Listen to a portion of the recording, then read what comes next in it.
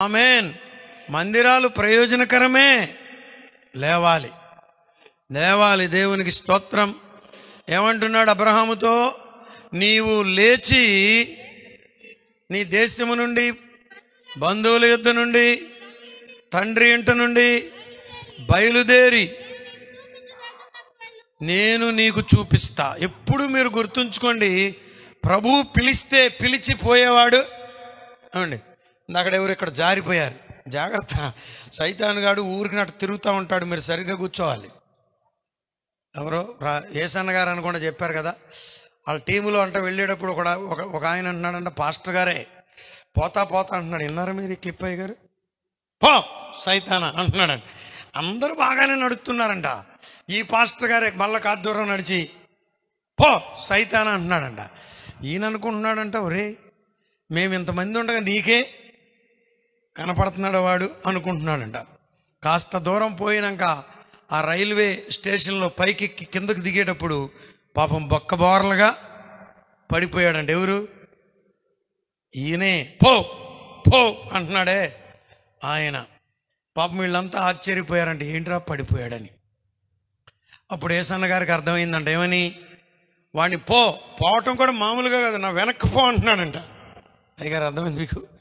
వెనక్కి పో అంటున్నాడు కదా, వాడు వెనక్కి పోయి చెప్పండి ఈయన్ని ముందుకు దోశాడని నాకు అప్పుడు అర్థమైంది అంటున్నాడు ఆయన. అట్లాంటివి బాగా చెప్పేవారు ఆయన. మీరైనా సరే వచ్చిన తర్వాత చాలా జాగ్రత్తగా ఉండాలి. కుర్చీ అంటిందో లేదో చాలా మనం ఎప్పుడు పడితే, ఇప్పుడు మేము ముగ్గురం ఇరగపాడాం కదా, పాడేటప్పుడు ఎక్కడన్నా కాలు జారితే అందామని సాతానుగాడు వాని అనుచరులందరూ కాచుకుని కూర్చుని ఉంటారు.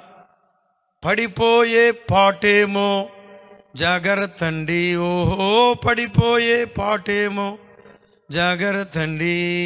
జాయ్ జాయ్ జాయం శ్రీ యేసు దిగి వచ్చుచుండే. హల్లెలూయా. సాగనంపాలి. లేపడం ఒక ఎత్తు అయితే, ఇక్కడ నిర్గమకాండంలో చదివామే, ఆ మోషే అంట వారిని ఏం చేశాడు నాన్న? మోషే కాదు, మోషేనేనా? మోషేని ఏం చేశాడు?